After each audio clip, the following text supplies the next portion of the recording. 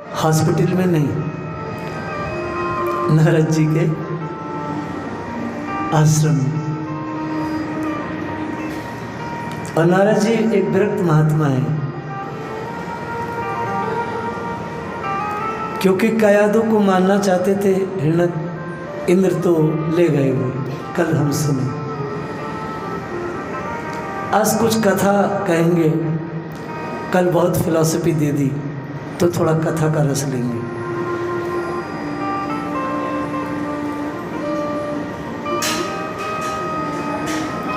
बच्चा जिस वातावरण में जन्मता है, पलता है, उसकी रंगत चढ़ जाती है ना भाई।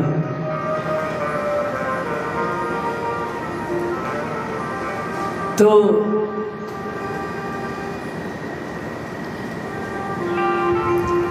छोटे से प्रहलाद हैं और संतों के बीच में रहते हैं, तो श्री नारद जी के द्वारा पोषित श्री प्रहलाद जी बचपन से, और कयादू को भजन भी नारद जी ने दिया। तो दोनों माँ बेटा भगवान में लगे हैं, संलग्न हैं, उनके चिंतन में ठाकुर रहता है। दिन भर कीर्तन ये वो सब सारे कार्यकलाप भगवान से संबंधित। जब हिरण्यकशिपु वापस आए तो दोनों माँ बेटा अपने राजधानी चले गए। राजधानी गए, स्वागत किया, प्रेम हुआ। और अरे क्या हो गया अशोक से?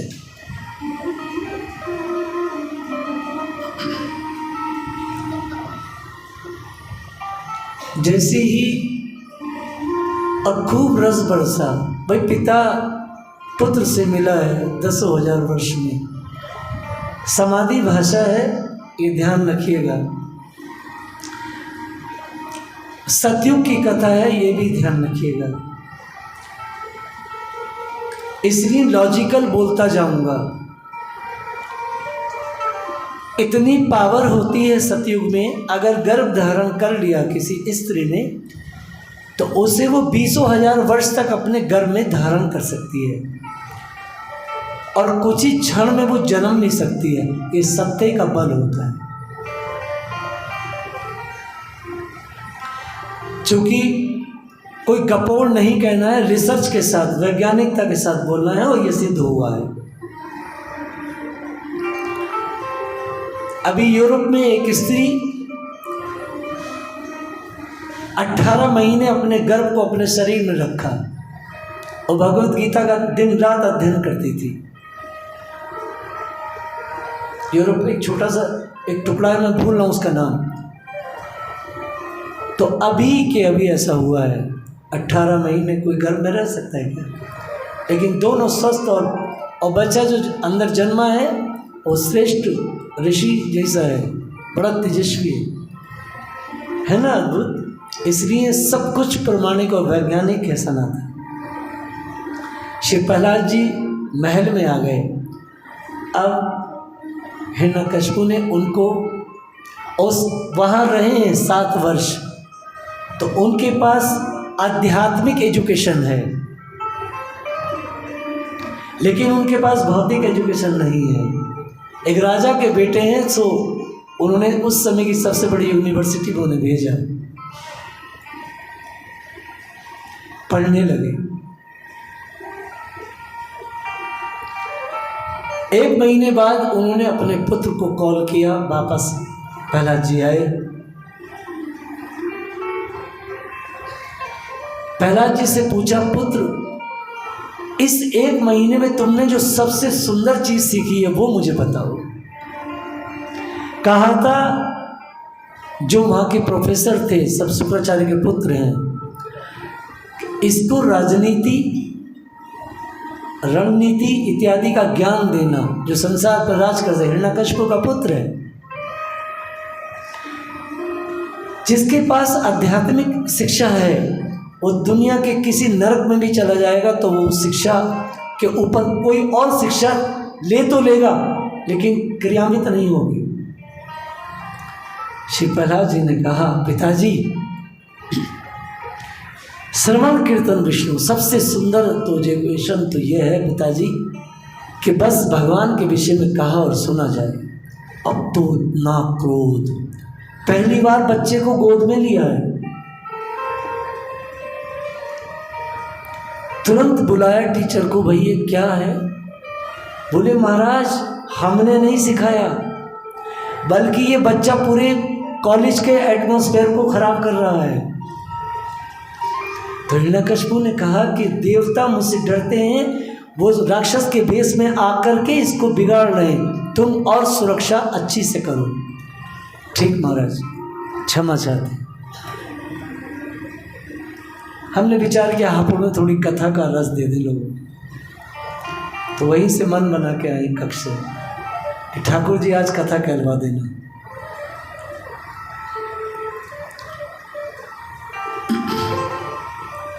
देवियों देवताओं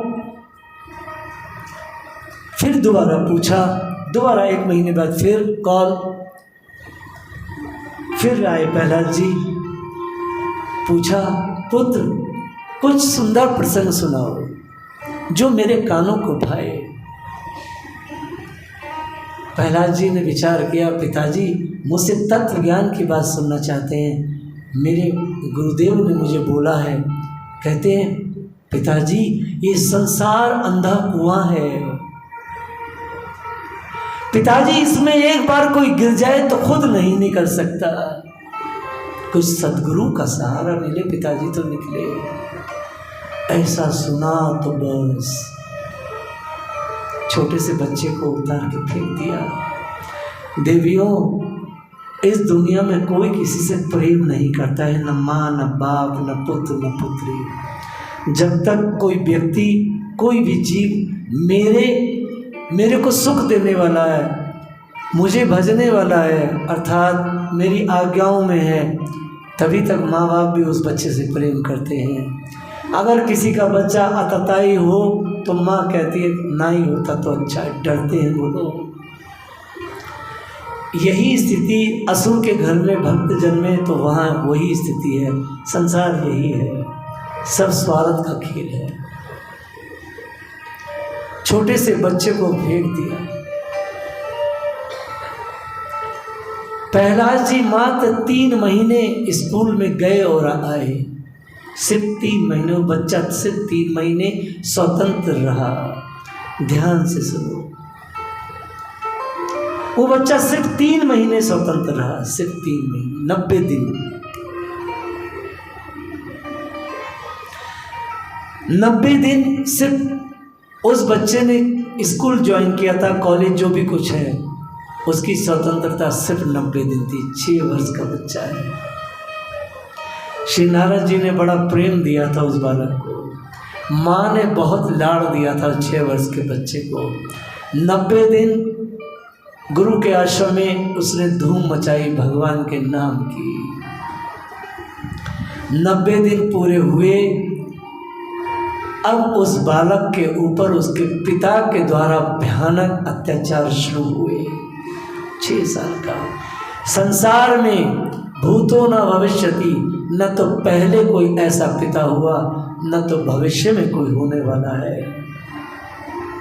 छोटे से बच्चे पर ऐसा अत्याचार, उसे कारागार में डाल दिया। छोटा सा बालक है, इसको भूखा रखो। विष्णु पुराण में वर्णन आता है, भूखे हैं। भगवान को रात्रि में श्री लक्ष्मी माता भोग लेके आई, तो भगवान भोग से पहले बोले, अरे जरा देख तो लो, जगत में कोई बच्चा भूखा तो नहीं है। माता जी कहती हैं, एक आपका लाडला छोटा सा बच्चा शिशु है, भूखा है, कुछ मिला नहीं, तो जाओ उसको खिलाओ। माता जी भोग लेके आई। ऐसा कारागार है जिसमें परिंदा भी नहीं आ सकता, मगर लक्ष्मी को कौन रोक सकता है। प्रसादी पवई। 5-7 दिन प्रसादी हुई। सैनिकों से पूछा हिरण्यकशिपु ने, कैसा है वो, मर गया क्या? बोले महाराज हष्ट पुष्ट है और हरिनाम करता रहता है। जो